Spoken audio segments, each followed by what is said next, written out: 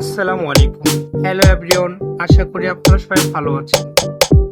আজ বিকেলের নাস্তার জন্য মজাদার একটা ঝাল ঝাল নাস্তা বানাচ্ছি, পেয়ারা কাসুন্দি মাখা। প্রথমেই নিয়ে নিলাম কসকসে একদম একদম টাটকা পেয়ারা। সেগুলো ধুয়ে ভালো করে কেটে নিলাম পাতলা কুচি করে। এবার নিয়ে দিলাম 1 চামচ কাসুন্দি, তার মধ্যে দিলাম 1 চিমটি লবণ আর একটু লাল মরিচ গুঁড়ো।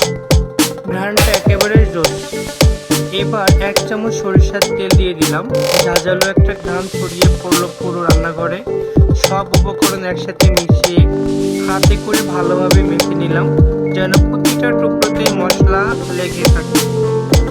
এই নাস্তা বানাতে সময় লাগবে মাত্র 5 মিনিট, আর খেতে একবার খেলে আবার করতে মন চাইবে।